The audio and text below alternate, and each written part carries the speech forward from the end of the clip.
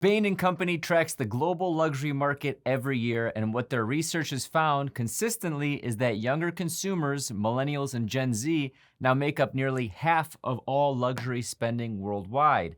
Meanwhile, the total credit card debt in the United States just crossed $1.2 trillion.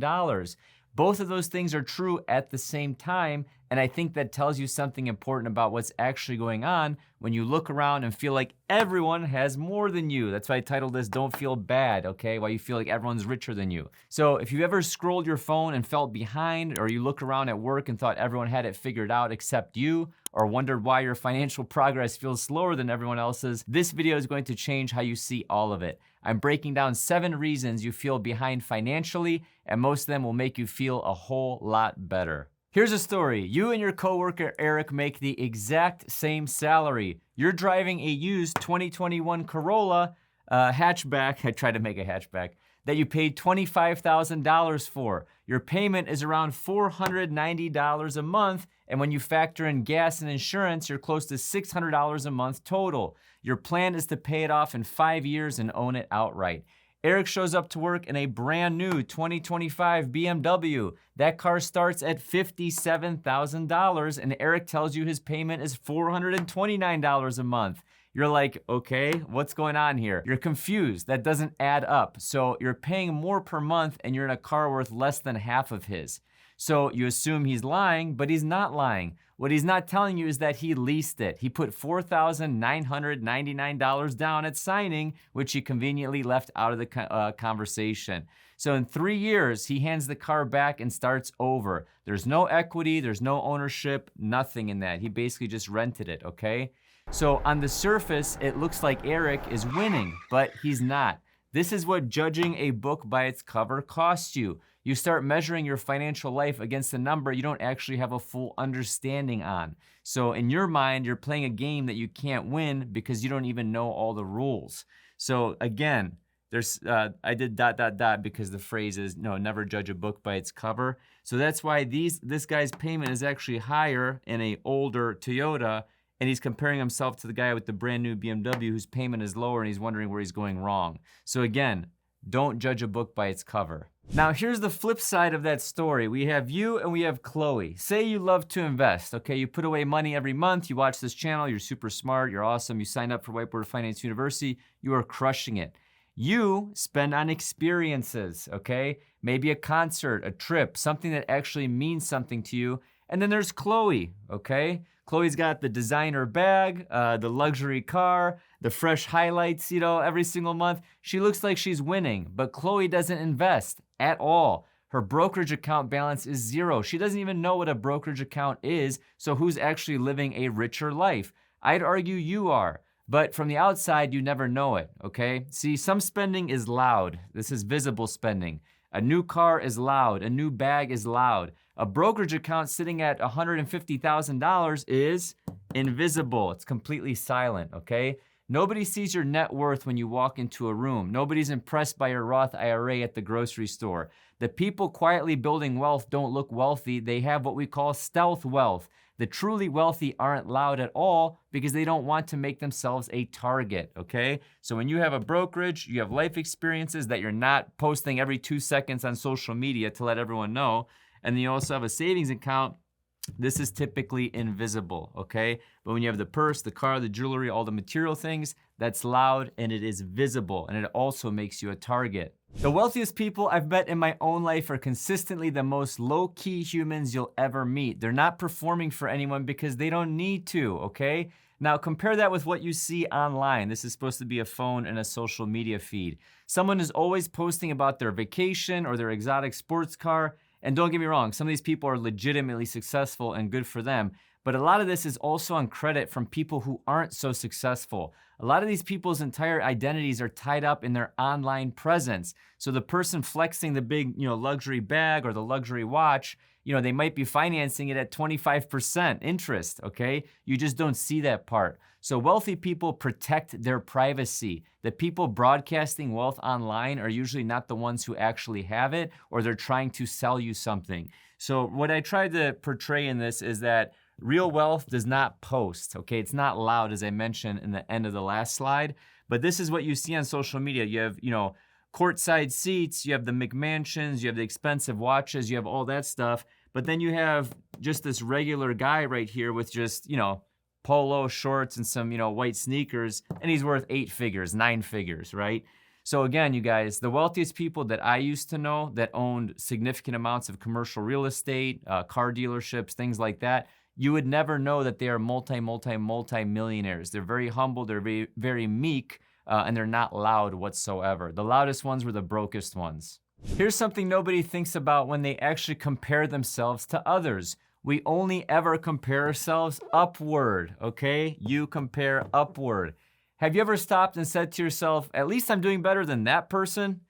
Probably not. That's not how our brains work. We always look up, always up. We compare ourselves to the people with bigger houses, nicer cars, higher salaries, flashier job titles. That comparison will drain you. Comparison is the thief of joy, okay? But if you ever zoomed all the way out and compared your life to someone who doesn't have a reliable source of food or clean water or energy or, whatever, roof over their head, your perspective would shift immediately. You can't choose where you were born. You can't choose the family you came from. Some of that's just the hand that you're dealt. And a lot of people around the world were dealt a much harder hand than you.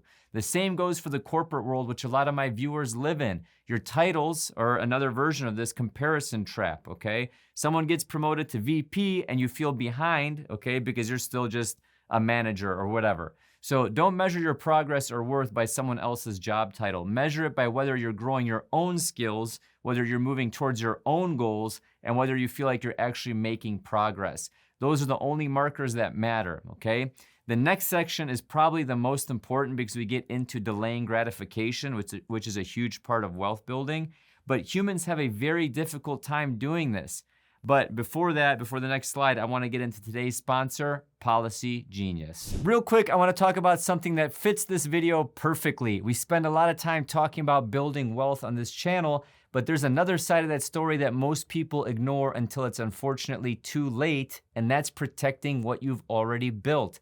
My wife and I bought our house a few years ago. We got 2 little girls, and the older they get, the more I think about if something happened to me tomorrow, they'd still need to be taken care of. And that's not a fun thing to think about, but it's a real thing to think about. It's responsible. Life insurance is the answer to that problem. And the reason most people don't have it or don't have enough of it is that they assume it's expensive or complicated to figure out.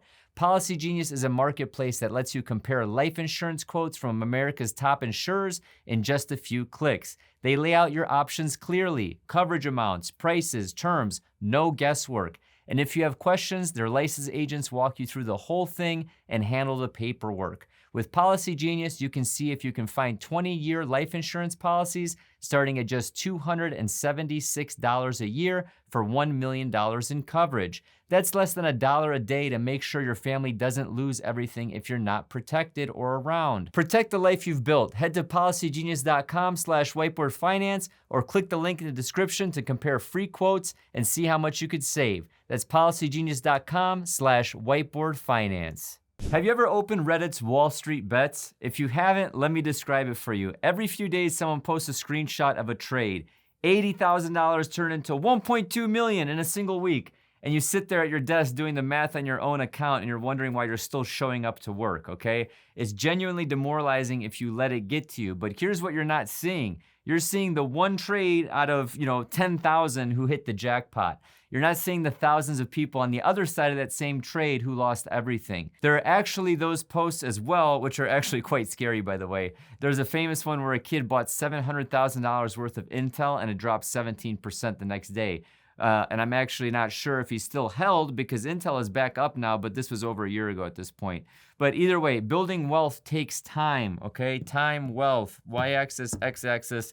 This is the reality, okay? It takes consistency. It takes showing up when it's boring and the numbers aren't moving and nothing exciting is happening, okay? There's no such thing as a quick buck that doesn't come with enormous risk. Remember, as investors, we are compensated for the amount of risk that we take on, okay? So if I invest in SGov or a high yield savings account, I can only expect 0, 1, 2, 3, 4%, maybe 5% if interest rates are super high.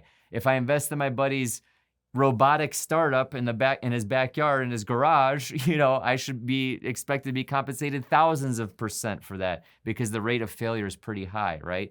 So again, startups, high risk, high reward. Savings accounts, low risk, low reward. That's what we're compensated by. So this arrow right here, if you guys can't read this, time, wealth, this is you guys expecting on Wall Street bets to become a millionaire overnight. Little time, very high wealth. In reality, what I teach on this channel is slow and steady wins the race, and it compounds over time.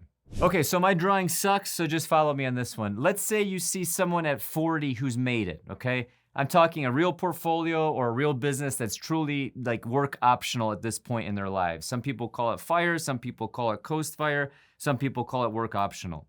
So you assume that they got lucky or that it came easy, okay? What you don't see is the decade that they spent on an oil rig working 2 weeks on, 2 weeks off away from their family in conditions that most people wouldn't last a weekend, okay? Just to stack a salary nobody else was willing to earn. You don't see the investment banker who pulled, 100 plus hours a week in their mid-20s and was available on their phone at 2 in the morning on a Sunday. You don't see the health that they traded, the relationships that they basically threw away, and the years they gave up, okay? I came from capital markets at a publicly traded company. Half of those guys barely knew their own families, okay? All they did was work. So the grass may always seem greener. So this was a fence with the grass, and I was trying to portray simple, complicated, whatever, until you actually find out what it costs to get to that point, okay? So this one actually changed how I think about other people's success, because I used to look at certain people in my industry and wonder how they got there so fast. And then I learned the actual story. So my boss, he was actually a lot younger than me, okay? He was in his late 20s, I was in my early 30s. It was maybe a 4 or 5 year difference. And I realized I did not want to trade places with them. I didn't want to trade places with any of those guys. The sacrifices they made aren't ones I'd be willing to make. And that's not necessarily a failure on my part or your part, watching this. It's just knowing what you actually value, okay? So for me, I've always valued a much more simpler life, okay? Yes, it's nice to have a fun car or a weekend car or travel, to Europe or whatever, but you get to define what your version of success looks like, okay? You don't have to accept someone else's just because it looks better from the other side of the fence, okay? That's what I was trying to portray here. So again, the grass is greener where you water it, but also remember, work smarter and not harder. And again, a lot of these people on this side where the grass is greener or seems to be greener, a lot of them aren't content, okay? Again, a lot of them people don't know their own families, their own spouse, their own children, okay? They're just the ones that fund their lifestyles, as opposed to this one where it's a little bit more simple. And not even this is always greener too, but what I'm trying to say is you need to be content. If you're not content, this will never bring you happiness or this. You just have to be happy with where you're at in life, but also strive to be the best version of yourself possible. Okay, welcome to the My Thoughts portion of the video where I give you my honest thoughts on all of this. So the comparison trap is not a willpower problem. It's a design problem, okay? Our brains are wired to look around and measure and compare and judge. That's what human nature is. Social media is engineered to make that even worse. It exploits the worst and best of human nature. And the financial system is full of products, leases, credit cards, buy now, pay later. They make it incredibly easy for people to look wealthy without even being wealthy. So when you feel behind, I want you to stop and ask yourself, behind to what? Behind to who, okay? Stop comparing yourself to others. Be content with who and what you are, as long as you know at the end of the day you gave it your best effort, okay? What's the worst that could happen? What's that? It's like one of those cheesy phrases, aim for the stars and you'll fall at the moon, or aim for the moon, whatever. It's dumb. My point is, you're lying to yourself if you don't give it your best effort. If you need to get a license for work to increase your pay, just do it. If you need to get higher education to get into a better job, just do it. At least in this country, you can become whatever the hell you want to be in one generation, okay? That's what this country is still good at, is being able to change your family tree in literally one generation. So stop making excuses. You have to look at yourself in the mirror and don't lie to yourself. If you knew you gave it 99.9%, that's awesome, okay? Next time, give it 100. If you know you gave it 50%, be honest with yourself. Now, this leads me to whiteboardfinanceuniversity.com. This is me giving you 100% effort of myself, okay? This is my private community where we have live streams every Thursday at 5 p.m. Eastern Standard Time, every week with moi, okay? It's awesome. We have a huge showing every week. It's really fun. And we like to joke around. And I also show you every single trade I make, just like these right here. I show you everything I'm buying or selling. I think I just bought like $29,000 of VTI or something. And then I also share with you courses, live streams, just literally everything. It's a huge bang for the buck. So this is either 10 or 20 bucks a month at the time of this recording to change your family tree. Don't be lazy. Change your family tree. Stop complaining. Oh, it's the billionaires. It's this. Shut the hell up, dude. Take fate into your own hands, please. I can't stress that enough, especially if you're a man, okay? Oh, why not women? Because I said so. So anyway, whiteboardfinance.com. Don't compare yourselves to others, okay? And don't feel bad if you're not up to Chad's standards or meeting the lifestyle standards of someone who has a trust that you don't even know about, okay? Again, be content with who you are and what you've done in life. Thank you so much, and as always, share the video with 12,000 friends. Hit the like button, hit the subscribe button, hit the bell for notifications, and as always, have a prosperous day.